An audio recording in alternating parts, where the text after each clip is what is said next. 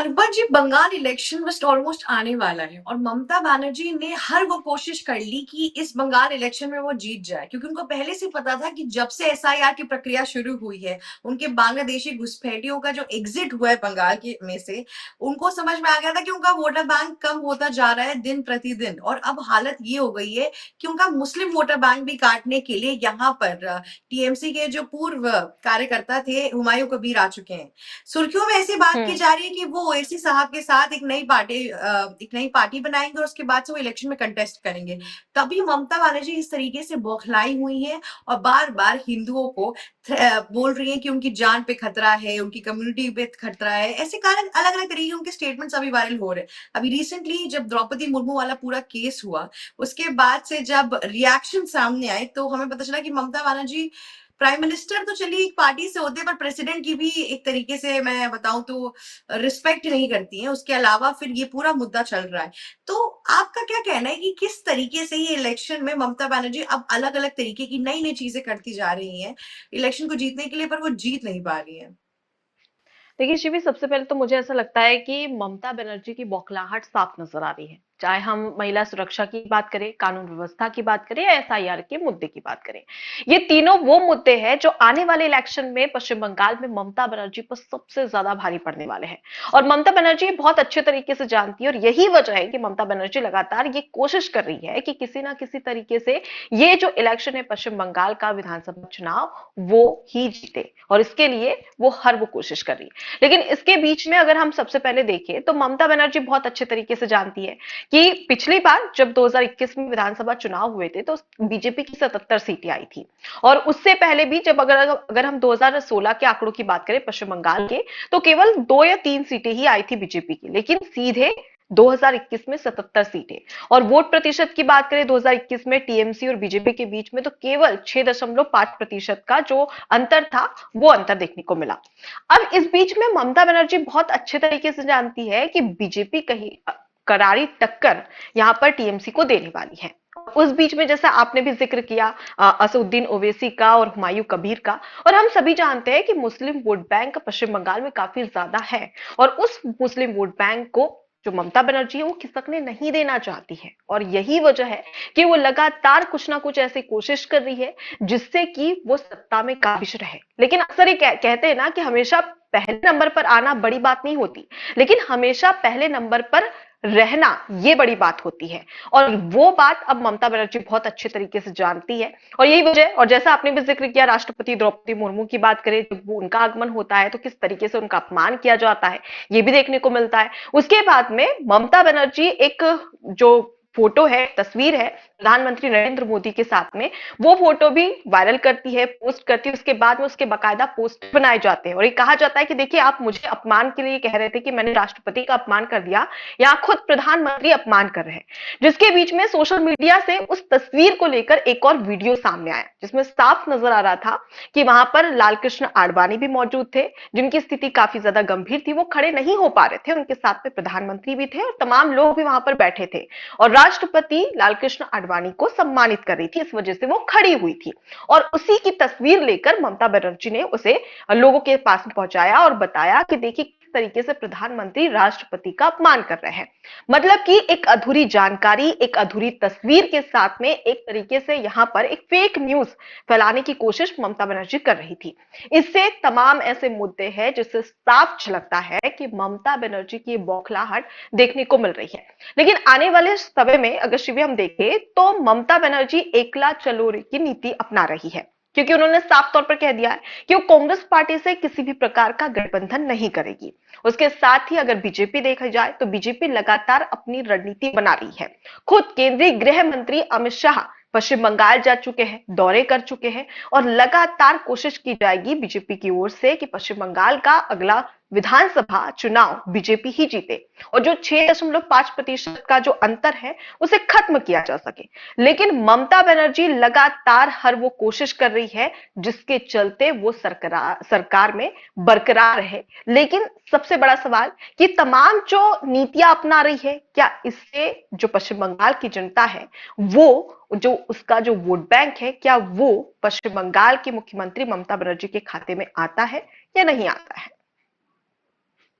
मुझे यहाँ पर ऑलमोस्ट लग रहा है कि नहीं आ पाएगा इतनी जल्दी, क्योंकि अगर आना होता तो ममता बनर्जी इतनी मेहनत नहीं कर रही होती हिंदुओं को ये बताने में कि उनकी लाइफ थ्रेटन हो जाएगी ये सब कुछ। ममता बनर्जी ने अपने 15 साल के पूरे करियर में एज सच हिंदुओं के लिए कुछ नहीं किया है उस जगह पर। हिंदुओं को हटा दीजिए, चलिए हिंदू मुस्लिम तो अपनी जगह है, पर हम इंडस्ट्रियलाइजेशन की बात करें, डेवलपमेंट की बात करें, तो वेस्ट बंगाल एक टाइम हम्म। पे अंग्रेजों के टाइम पे सोने की चिड़िया होती थी, और इस टाइम पे वहां से सिर्फ और सिर्फ माइग्रेशन हो रहा है। और जो लोग वापस बंगाल में जाके बस रहे हैं वो सिर्फ बांग्लादेशी मुस्लिम है इस टाइम पे, उसके अलावा कोई भी नहीं है। तो ममता बनर्जी को ये चीज इन अ वे क्लियर हो चुकी है। इस पूरे इलेक्शन के अंदर उन्होंने नए नए तरीकों के प्रावधान लाए, नए नए तरीके के इश्यूज रेज किए, पर इस टाइम पे अगर आप एक चीज समझे कि अगर 15 साल कोई इंसान चीफ मिनिस्टर रहा हो और अपने कैंपेनिंग के अंदर उनके पास कोई भी टॉपिक ही ना हो गिनवाने के लिए, तो क्या फायदा। नीतीश कुमार हम्म। जब उनकी मेंटल हेल्थ ठीक नहीं थी पूरे इलेक्शन पर, वो बिहार इलेक्शन में कितने बारी आए थे, उसके बावजूद भी जनता ने उनको वोट किया। ठीक है, माना उनका 20 साल का अपना एक पूरा टेन्योर है, लेकिन ममता बनर्जी का भी कम नहीं है। लेकिन अब क्योंकि ममता बनर्जी के पास कुछ बचा ही नहीं है, इसका मतलब है कि इतने टाइम से वो सिर्फ और सिर्फ बांग्लादेशी घुसपैठियों की वजह से और ये जो इलीगल वोटर्स जो वो लेकर आती है, इनके चक्कर में वो जीतती थी। और अब जब उनको कुछ समझ नहीं आ रहा है तो वो हिंदुओं पर आ चुकी है। ममता बनर्जी का ये जो हिंदुओं पर एक अटैक है ना, और उनको इनसिक्योर फील कराने की कोशिश कर रही है, ये अगर मैं पॉलिटिकली बोलूं तो काफी गलत है, क्योंकि अब हिंदू उसमें इंप्रेशन में नहीं आने वाले। लेकिन अभी भी हम्म। बीजेपी के लिए वहां पे जीत पाना आसान नहीं होगा, क्योंकि बंगाल की जो जनता है वो हमेशा कभी ना कभी पलट जाती है।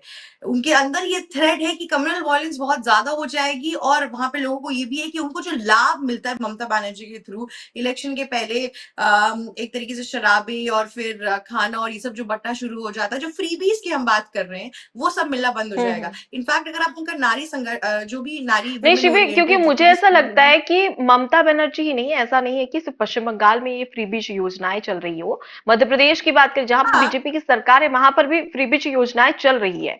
तो सीधी सी बात है कि अगर पश्चिम बंगाल में अगर बीजेपी की सरकार भी आती है तो डबल इंजन की सरकार होगी, ऐसे में तो डबल फायदे पश्चिम बंगाल की जनता को मिलेगा। क्योंकि ऐसे कई योजनाएं हैं पर केंद्र की जो पश्चिम हाँ, बंगाल की मुख्यमंत्री जो है ममता बनर्जी, वो केंद्र की योजनाओं को स्वीकार नहीं करती है, खुद की योजनाएं चलाती है। पर यहाँ पे आप ये भी तो देखिए कि अगर कोई चीफ मिनिस्टर से विमेन सेफ्टी की बात करें और सबसे ज्यादा रेप केसेस वहीं पर हो रहे हैं, और रेप केसेस होने के हम्म। बाद तो वो कह रही है कि लड़की की गलती थी, वो 12 बजे तक या रात में लेट निकल रही है। तो फिर इन में आपकी एक ही स्कीम है जो वर्क कर रही है, और वो भी एक तरीके से एक फेलियर है, तो फायदा क्या हो रहा है आपकी स्कीम का। और इतना ही नहीं, बात फ्रीबीज की भी नहीं है रम्मा जी, मुझे ऐसा लगता है कि बात है डेवलपमेंट की। और स्पेसिफिकली मैं आपको एक चीज बताऊं कि जिस हिसाब से हम वॉर के घेरे में आ रहे हैं, बांग्लादेश का भी इंक्लाइनेशन पाकिस्तान के साथ है, इंडिया के साथ नहीं है। उनके जो नए प्राइम मिनिस्टर भी बने, तो हमें बॉर्डर फेंसिंग की बहुत ज्यादा जरूरत है। अगर हम दिन प्रतिदिन अपनी बॉर्डर फेंसिंग को और अच्छे से मजबूती में नहीं लाएंगे, तो और घुसपैठी हमारे देश में आएंगे। और अभी एक टेरर अटैक की संभावना बनने वाली थी, इसके बाद से और बांग्लादेश और ढेर सारे बांग्लादेशी आतंकी हमारे देश के अंदर आना शुरू कर देंगे। तो हमें, मैं ये नहीं कह रही हूँ कि सिर्फ बीजेपी का कंट्रोल चाहिए, पर हमें सेंटर को भी बोलना चाहिए कि आप इतने टाइम्स अगर घुसपैठी घुस भी रहे थे तो बॉर्डर सिक्योरिटी की भी गलती थी ही। तो मुझे लगता है टाइटनेस से वर्क करना चाहिए। लेकिन इस पूरे इलेक्शन के अंदर चीजें एक तरीके से वन साइडेड भी हो सकती हैं, लेकिन अगर ममता बनर्जी की पूरी टीएमसी अच्छा खासा ऑपोजिशन बनाएगी तो भी दिक्कत आएगी, क्योंकि ममता देखिए। बनर्जी अपने गुंडा राज पे आ जाती हैं। आपको याद जी नहीं अमित बिल्कुल। शाह को उन्होंने किस तरीके से बोला था कि आप अगर वापस बंगाल आए धमकाया तो हम था। आपको होटल से भी नहीं निकलने देंगे। एग्जैक्टली जिस तरीके से वो हम्म। धमकाती है। तो ये भी हो सकता है कि अगर बीजेपी इलेक्शन जीती तो कहीं उनके कैंडिडेट्स को भगाया ना जाए, वॉयलेंस ना बढ़ जाए बंगाल में, इन सब चीजों की पूरी संभावना है। इसमें मुझे कहीं से भी ऐसे नहीं लगता कि ममता बनर्जी इनकेपेबल है ये करने के। बिल्कुल श्रीवी, और जब भी हम इलेक्शन, पश्चिम बंगाल का इलेक्शन हम सभी देखते हैं, और जब भी इलेक्शन होता है तो कुछ ना कुछ एग्जैक्टली। घटनाएं अक्सर होती है। चाहे वो इलेक्शन से रिलेटेड हो या कोई भी घटना हो, लेकिन इलेक्शन के समय ऐसा होता ही है।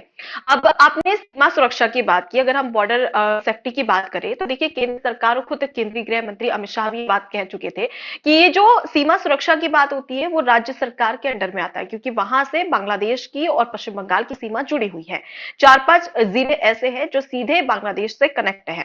अब वहां की जो सीमा है, वहां पर जो राज्य सरकार है उसे केंद्र सरकार को या जो बीएसएफ के जो जवान हैं उन्हें ये देना पड़ेगा ताकि वो वहां पर सीमा सुरक्षा को और ज्यादा पुख्ता कर सके। लेकिन पश्चिम बंगाल की मुख्यमंत्री ममता बनर्जी इस बात पर राजी नहीं थी, जिसके बाद में पूरा मामला हाईकोर्ट तक पहुंचा और हाईकोर्ट ने सीधे ममता बनर्जी को यह आदेश दिया और एक समय दिया कि भाई इस तारीख तक के आपको ये जो जमीन है वो बीएसएफ को देनी पड़ेगी ताकि वो वहां पर सीमा सुरक्षा, क्योंकि देश का सबसे बड़ा मुद्दा होता है सीमा सुरक्षा, और वो सीमा सुरक्षा को अच्छे तरीके से यहाँ पर सुरक्षित कर सके ताकि जो घुसपैठिए आ रहे हैं वो पश्चिम बंगाल के थ्रू पूरे भारत देश में ना आ जाए। और इसी के चलते हाईकोर्ट ने भी इस पर फैसला लिया।